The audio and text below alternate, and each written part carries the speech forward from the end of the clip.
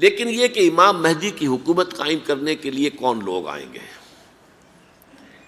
عرب جو ہیں وہ اندر سے کھوکھلے ہو چکے ہیں، عیاشی نے، دولت نے، پیسے نے، دولت، پیسہ، عیاشی، اس کی وجہ سے کھوکھلے ہو چکے ہیں۔ یہاں میں آپ کو دو حدیثیں سنانا چاہتا ہوں۔ سنن ابن ماجہ کی روایت ہے حضرت ابو ہریرہ سے رضی اللہ تعالی عنہ، قال قال رسول اللہ صلی اللہ علیہ وسلم اذا وقعت الملاحم بعث اللہ بعثا من الموالی ہم اکرم العرب فرسا واجودہ سلاحا یوید اللہ بہم الدین، رواہ ابن ماجہ عن ابی ہریرہ رضی اللہ تعالی عنہ۔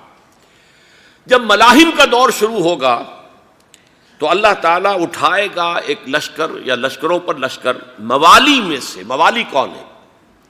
عربوں نے جب فتح کیا تھا اس پورے علاقے کو خلافت راشدہ کے دوران، اور پھر وہ لوگ جو ہے، ایک رائے تو یہ تھی کہ انہیں غلام بنایا جائے سارے آبادیوں کو، لیکن یہ کہ حضرت عمر کا اجتہاد تھا، اس کے مطابق جو ان کو غلام نہیں بنایا گیا تو وہ موالی کی حیثیت رکھتے ہیں۔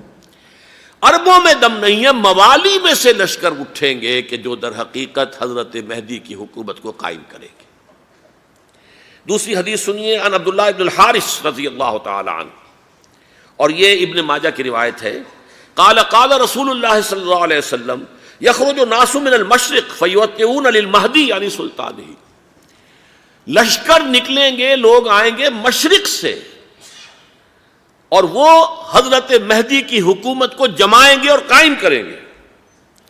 اب ذرا نوٹ کیجئے کہ جزیرہ نماء عرب کے مشرق میں کون سے ملک ہیں؟ تین: ایران، افغانستان، پاکستان۔ یہ تین سالڈ مسلم ممالک، مسلم آبادی اکثریت۔ ویسے تو یہ کہ آگے ہندوستان میں 20 کروڑ مسلمان ہیں، لیکن وہ 20 کروڑ جو ہے وہ تو 80 کروڑ کے اندر تحلیل ہو جاتے ہیں غیر مسلموں میں، لیکن یہاں جو معاملہ ہے یہ غالب اکثریت کے۔ ان میں سے ایران کا معاملہ جہاں تک ہے، نمبر 1 یہ کہ وہ شیعہ عقائد کے حصار میں بند ہے، اس سے ادھر ادھر ہونا اس کے لیے ممکن نہیں۔ حدیث میں یہ بھی آتا کہ اصفہان سے 70,000 یہودی دجال کا ساتھ دیں گے۔ لیکن بہرحال خراسان ایک صوبہ ہے افغانستان کا اس وقت بھی، شمال مشرقی کونے میں، مجھے امید ہے وہاں سے خیر کی، کیونکہ خراسان کا لفظ وہاں پہ شامل ہے، اور حضور کی حدیث میں بعد میں آپ کو سناؤں گا کہ خراسان سے فوجیں چلیں گی جو یروشلم کو دوبارہ حاصل کریں گی، فتح کریں گی۔ جیسے پہلے یروشلم کھویا عربوں نے تھا، دوبارہ حاصل کیا تھا کرد نے، کرد خون صلاح الدین ایوبی رحمۃ اللہ علیہ، ایسے اب پھر عربوں نے کھویا ہے، لیکن لینے والے خراسان سے لشکر آئیں گے۔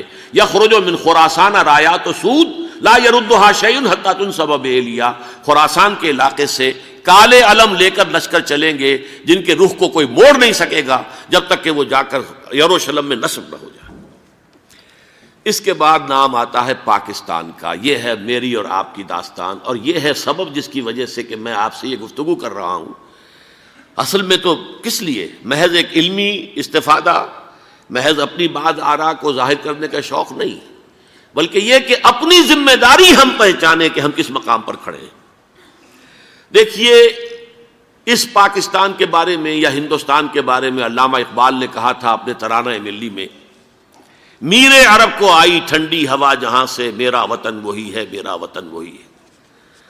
اور مجھے بتایا گیا کہ سنن ابی داؤد میں یہ روایت موجود ہے کہ حضور نے فرمایا کہ ہندوستان کی طرف سے مجھے ٹھنڈی ہوا آتی ہے، اگرچہ مجھے وہ حدیث ابھی نہیں ملی ہے، لیکن حزب التحریر کا ایک کارڈ مجھے ملا تھا، تو اس میں اس حدیث کا اور اس میں ابو داؤد کا روایت کا حوالہ موجود تھا۔ لیکن میں جو چیز آپ کو بتا چکا ہوں وہ یہ کہ الف ثانی کا پورا تجدیدی کارنامہ اس ہندوستان کی سرزمین میں ہوا۔ مجدد الف ثانی شیخ احمد سرندی، شاہ ولی اللہ دہلوی، سید احمد بریلوی، وہ تو ہمارے پاکستان میں آ کر جو ہے ان کا خون جذب ہوا ارض پاکستان میں۔ پھر شیخ الہند مولانا محمود حسن۔ تحریک خلافت چلی تو صرف ہندوستان میں چلی اور کہیں نہیں چلی۔ آزادی کی تحریک چلی پوری دنیا میں، وہ نیشنلزم کی بنیاد پر چلی، ملے نیشنلزم، عرب نیشنلزم، ترک نیشنلزم۔ ہمارے ہاں چلی تو اسلام کے نام پر، پاکستان کا مطلب کیا؟ لا الہ الا اللہ۔ پھر پاکستان قائم ہوا معجزے کے طور پر، بلکہ نازل ہوا ہے لیلۃ القدر میں، انا انزلناہ فی لیلۃ القدر، جیسے قرآن نازل ہوا لیلۃ القدر میں، یہ پاکستان بھی نازل ہوا لیلۃ القدر میں۔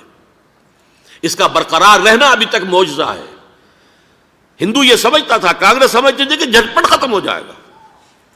پھر یہ کہ اس کا قرارداد مقاصد کا پاس ہو جانا، مزید بھی اور اضافی دفعات دستور میں آ جانا، اب کمرشل انٹرسٹ کو ربا قرار دے کر حرام قرار دینا، یہ سارے لینڈ مارکس ہیں کہ جو اشارہ کر رہے ہیں کسی چیز کی طرف، معاملہ کدھر جا رہا ہے۔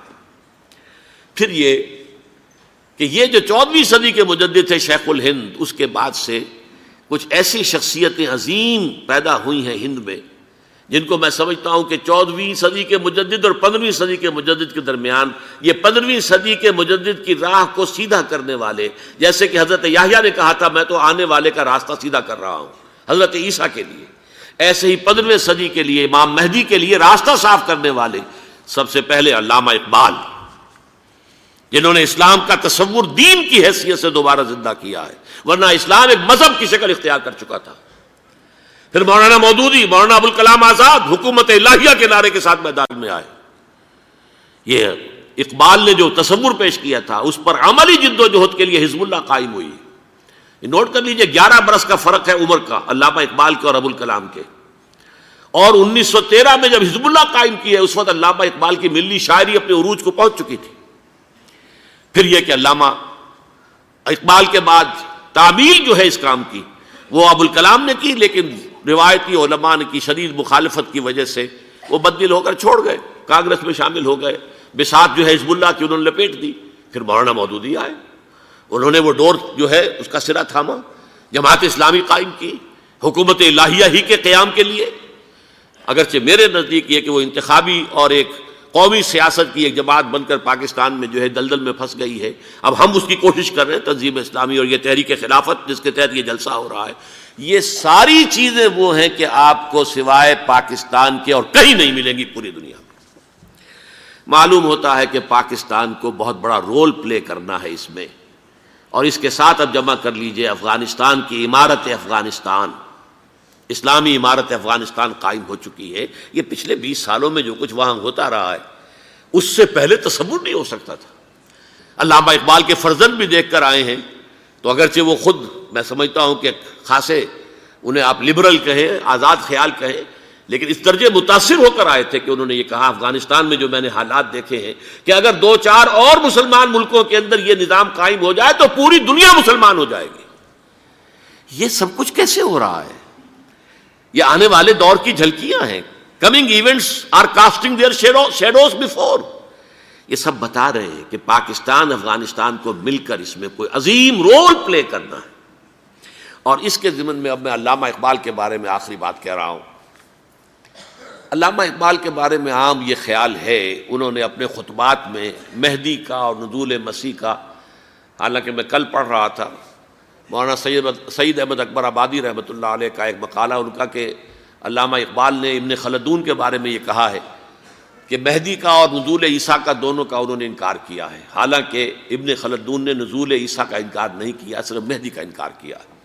بہرحال علامہ اقبال نے خطبات میں انکار کیا ہے، لیکن یہ کہ اپنی شاعری کے اندر میں چیلنج کرتا ہوں کسی بڑے سے بڑے اقبال شناس کو، ان کا یہ شعر ذرا سنیے: خضر وقت از خلوت دشت حجاز آید بروں، کارواں زی وادی دور و دراز آید بروں۔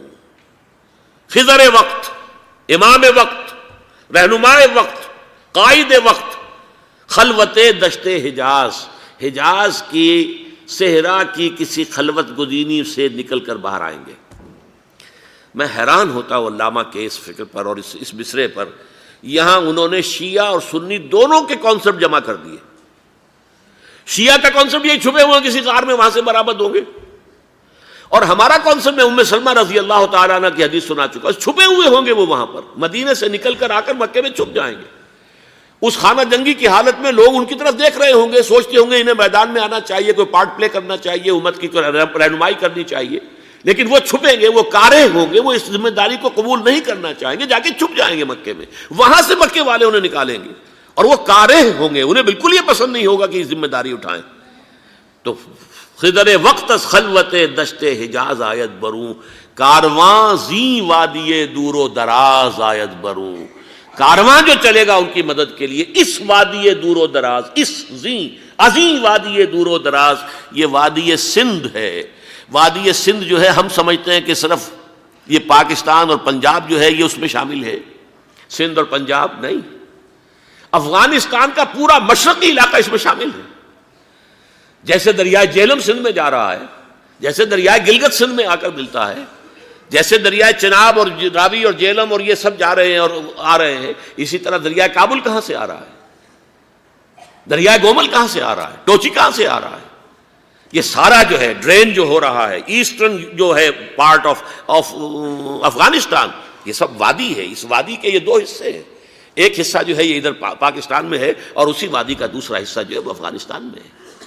کارواں زی وادی دور و دراز آیت بروں، کارواں چلے گا یہاں سے، یخرج ناس من المشرق یؤتون للمہدی یعنی سلطان ہی، مشرق سے فوجیں چلیں گی کہ جو مہدی کی حکومت قائم کریں گی، اور یخرج من خراسان رایات و سود، اور خراسان سے سیاہ پرچم چلیں گے کہ جن کا رخ کوئی موڑ نہیں سکے گا، حتیٰ تنصب بإیلیا، یہاں تک کہ وہ جا کر یروشلم کے اندر نصب ہو جائیں گے۔ حضرات، میں ایک میری گفتگو کا حصہ باقی تھا لیکن میں اسے چھوڑ رہا ہوں، اس لیے کہ گلوبلائزیشن جو اس کی ہوگی، جو خلافت علی منہاج النبوہ کی تجدید کامل حضرت مہدی کے ہاتھوں عرب میں ہوگی، اس سے پہلے اس کے لیے محنت، کوشش، جد و جہد پاکستان اور افغانستان میں ہو چکی ہوگی جو اسے سپورٹ کرے گی اور وہاں جا کر حکومت قائم کرے گی۔ اس کے بعد گلوبلائزیشن کا جو مرحلہ اس کا ہے وہ حضرت مہدی کے ہاتھوں نہیں ہے، وہ حضرت عیسیٰ ابن مریم ان کے نزول کے بعد ہے، جن کے نزول کے بعد دجال کا خاتمہ ہوگا اور یہودیوں کا استحصال ہوگا۔ مسلمانوں پر بھی بڑی تکالیف عربوں پر آئیں گی، شدائد آئیں گے، لیکن یہ وہ میں حصہ ملتوی رکھتا ہوں کسی دوسری محفل اور کسی دوسری مجلس اور نشست پر۔